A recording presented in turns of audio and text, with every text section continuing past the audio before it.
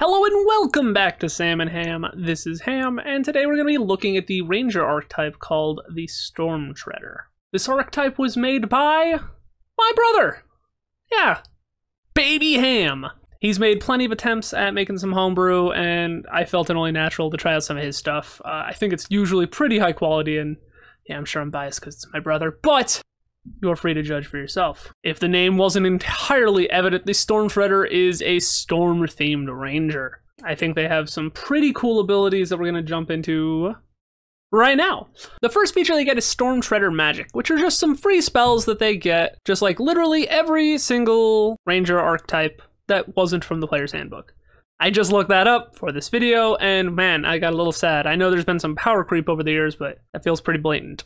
They get access to Fog Cloud, Gust of Wind, Lightning Bolt, Ice Storm, and Cloud Kill. All pretty decent spells. You'll see Fog Cloud actually is going to be probably the star of this show because of a couple abilities they're going to get later. Fog Cloud is a pretty standard first level spell, takes an action, you make to make basically a dome of fog somewhere within range. It lasts up to an hour, takes concentration, heavily obscures everything in the area, and will have some synergy with an ability coming in just a minute. We'll talk about it more then.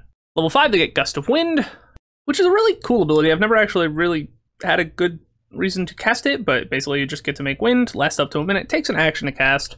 Anyway, it starts their turn in the line, must make a strength save or be pushed back. When they're moving at you, it's basically difficult terrain, and it can distinguish like gas or vapor, and you can use a bonus action to change the direction of it. It's one of those abilities that's really cool. I've never gotten to see it, unfortunately, in a good game. Lightning Bolt obviously stands out a little bit here, as Rangers are not typically the time to get damaging abilities, or not that kind of evocation damaging abilities. But quite frankly, I'm a fan. I'm always a welcome fan of more damage in my class.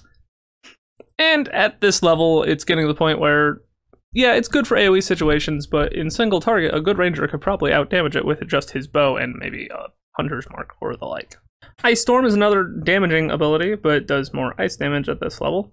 And makes more difficult terrain, so it's just more crowd control. And Cloud Kill makes a cloud that can kill people. It does poison damage. It's a cloud. It's cloud that kills people. It's in the name. It does what it does. Overall, these spells are pretty decent. They give more damage in AoE situations that I think martial characters can always benefit from, as well as more difficult terrain. And quite frankly, my favorite thing with these kind of spell lists is when it adds more spells to your class that your class does not normally have. And the only one here that the class normally would get is Fog Clouds. So any subclass that gives you spells that your class would not generally get makes your subclass feel more special and cool. And I like that, and I'm a fan. They also get at level 3 Wind's Fury. So they learn the Gust cantrip and can cast it as a bonus action. Gust is not a particularly strong spell. I probably would never cast it with my action, to be honest.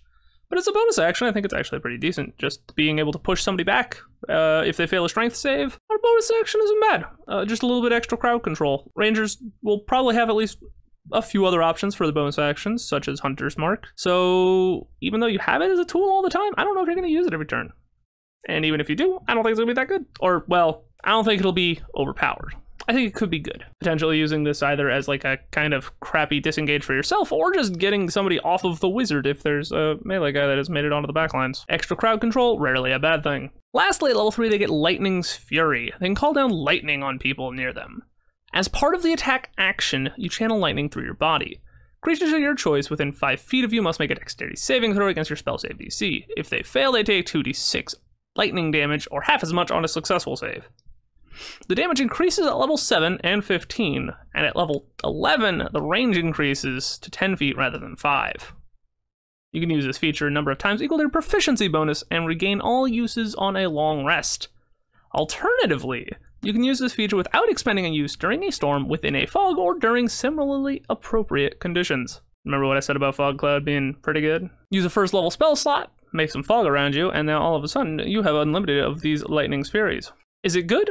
I think so. It's definitely synergistic. I don't think it's going to be busted though, because Fog Cloud 1 takes an action to set up, and because of that, you won't be able to trigger this on the turn you want to. And Fog Cloud's concentration. And if you're trying to use this on somebody that's also in the Fog Cloud, so unless you were able to position this correctly, you might not even be able to hit them because you can't see through the fog either. I definitely love the synergy going on here, and I think it's going to be cool. I think that's definitely really flavorful, but I don't think it's going to be busted. At level 7, they get Mist Skulker. While you are in rain, fog, mist, smoke, or other similarly Obfuscating environments. God, I can't pronounce that. You have advantage on dexterity stealth checks. Additionally, while in these environments, and for 1 minute after you leave them, you can use dash or hide as a bonus action. Again, all very useful when you use your Fog Cloud spell. And I think it's very important to reiterate, Fog Cloud is an action to cast and requires concentration.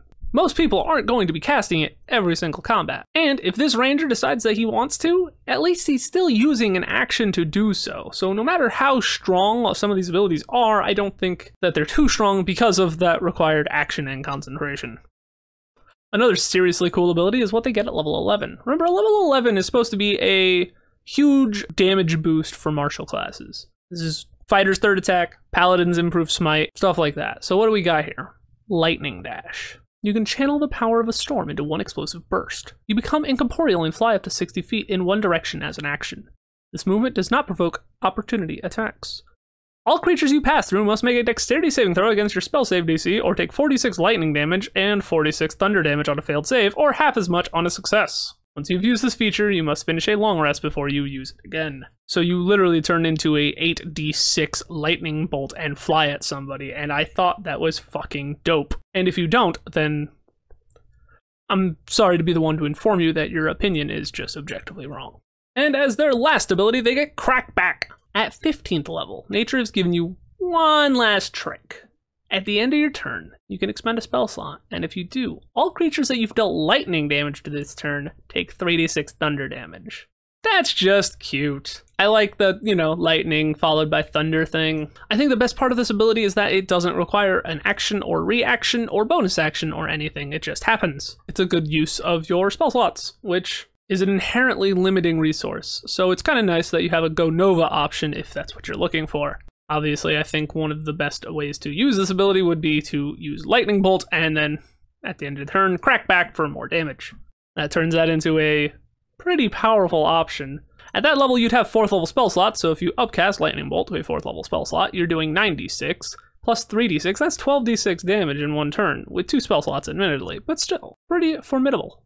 But that's it! It's a pretty simple class. Hit people with lightning, duck out of the mist, turn into lightning, hit him with the Crackback. I think there's nothing I would change with this. I think it's perfection, but both me and Baby Ham would love to hear some feedback in the comments if you guys think there's anything you would change, or buff, or nerf, or anything.